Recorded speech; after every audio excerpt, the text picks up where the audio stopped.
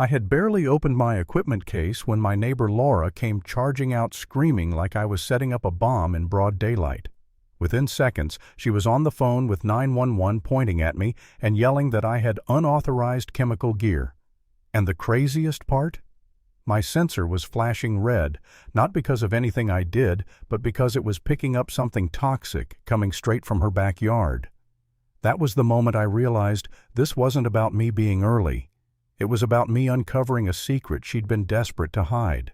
My name's Ethan, and I work as an environmental inspector for the city of Willow Creek, a quiet suburb in Oregon where the biggest drama usually involves lawn disputes or noisy teenagers. I've lived on Cedar Lane for years, and I'd gotten used to the rhythm of the neighborhood people jogging in the mornings, Mrs. Clara watering her roses, kids riding bikes in the cul-de-sac. It's a safe, friendly place, or so I thought. That October morning the air was crisp, the sun barely up, and I was simply doing my job. According to the city's public schedule, I was supposed to run an air quality check in the area. I like to show up early, calibrate my gear, make sure everything runs smoothly. Nothing unusual about that, unless you were Laura. Laura was the self-appointed queen of the HOA, the type who strutted around as if every driveway crack and garden gnome needed her approval.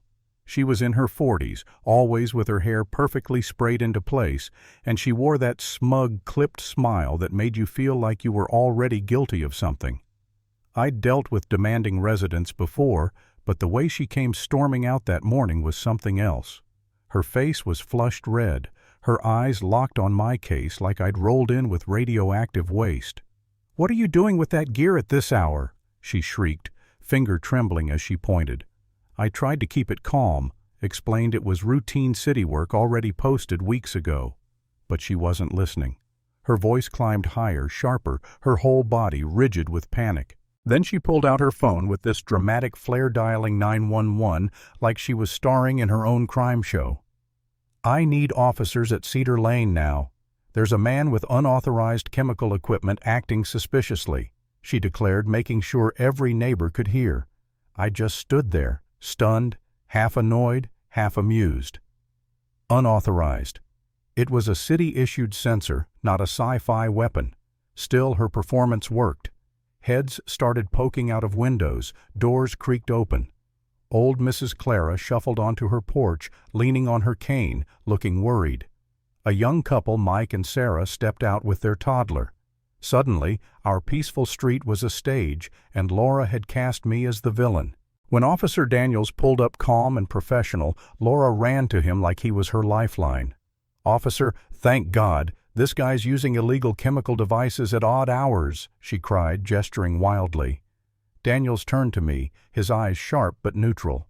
"Sir, can you explain what you're doing?" I opened the case, showed him the sensors, the calibration my city badge even permits on my phone. He nodded, it all checked out. "Looks legit," he said. Then he asked Laura, "Ma'am, what's your specific concern?" That's when her panic cracked wide open. She wasn't afraid of me or the schedule or even the equipment. She was terrified of what the equipment might reveal. I offered to demonstrate, figuring transparency would calm things down. Laura practically screamed, "No, that's unnecessary. You need more authorization." Her desperation was glaring, and even Daniels raised an eyebrow. I powered up the sensor anyway, narrating each step. At the street, the readings were normal, just the usual car exhaust. But when I turned it toward Laura's backyard, the numbers shot up.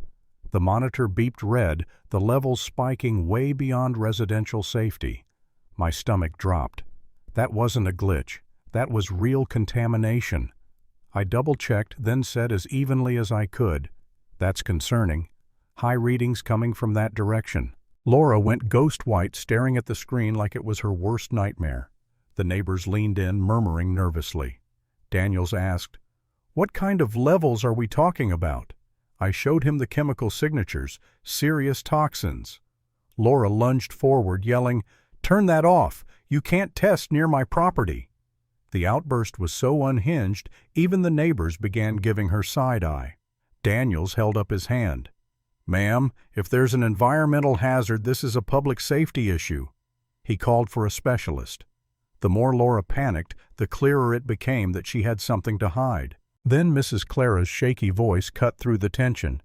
"Officer, I've smelled something chemical from her yard for weeks. Sweet and sickly. Worse on warm days." She wasn't the type to stir trouble, and her words hit like a hammer. Laura snapped back, venom dripping. "Your memory isn't what it used to be, Clara. Stop spreading lies." The crowd gasped at the audacity, attacking an elderly neighbor who'd lived there for decades. Sarah, clutching her toddler, spoke up next. "My son's been wheezing lately. I thought it was allergies." Laura's face twisted into this fake sympathy before she delivered the threat. "Sarah, doesn't your husband want that promotion at the utility board? Be a shame if complaints got in the way." The blatant intimidation turned the crowd. I couldn't stay silent. "Laura, are you seriously threatening people to keep them quiet about environmental hazards?" I asked loudly. Heads nodded around me. Fear was turning into anger. When Dr. Carter, the federal environmental specialist, arrived with advanced equipment, Laura's desperation went off the charts. "These people are confused," she insisted. "There's no contamination here." But Carter synced his readings with mine, his face hardening. "This data indicates a serious incident," he said, eyes narrowing on her. "We'll need statements from residents." That's when a beat-up pickup screeched to a stop. A nervous guy in work clothes jumped out, glancing around. "Is this about the turf job?" he blurted. "I'm Jake from Evergreen Landscaping. I can't keep quiet anymore." Laura's face drained of color. "Jake, we had a confidentiality contract," she hissed, but Daniels cut her off. "Environmental crimes void private contracts." Jake squared his shoulders. "She ordered industrial-grade turf with toxic fillers banned in residential areas. I warned her it was dangerous for kids, for families.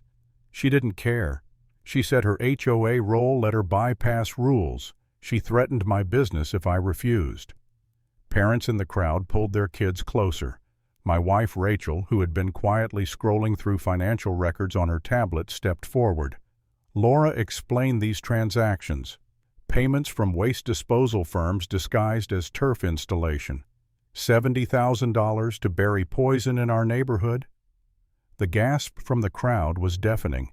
Laura stammered, "That's private." Rachel's eyes burned into her. "Not in a federal investigation. You weren't buying turf. You were paid to dump illegal waste." Clara's voice rang out again, steadier this time. "I've got photos." She held up an envelope with pictures trucks at Laura's house in the middle of the night, workers burying containers, Laura supervising with a flashlight. The images were damning crystal clear. Laura tried one last desperate pivot, waving her phone. "Ethan's been dumping chemicals to frame me," she wailed, flashing photos. Daniels checked the metadata taken yesterday. Nothing lined up with Jake's timeline. Rachel shut it down completely. Ethan was at a conference in Portland during the installation. Hotel receipts, badge scans, all documented.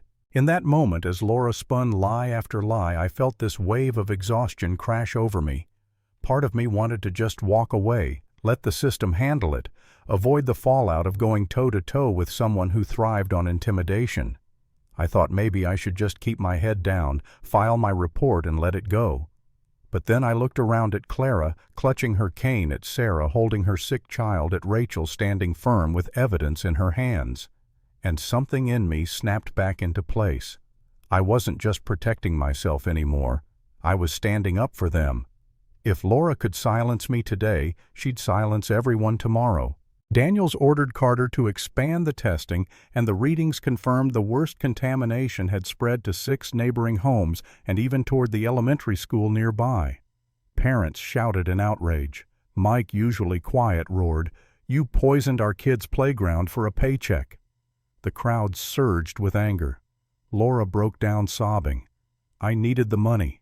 My husband lost his job, foreclosure was coming, but no excuse could erase what she'd done. She'd gambled with everyone's health, with children's lives, for cash." When Daniels and Carter moved in, Laura tried to bolt her car, already packed with bags of tainted soil and shredded documents. But Daniels was faster. He cuffed her as she screamed, adding obstruction to the pile of charges. Neighbors stood frozen, some shaking their heads, others glaring with pure fury. There was no applause, no relief, just the raw silence of betrayal finally laid bare. Laura was sentenced to 3 years, ordered to pay restitution, and banned from serving on any HOA board ever again. And honestly, that was poetic.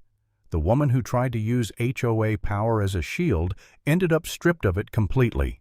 What I learned that day is simple. The loudest accuser is often the one with the most to hide.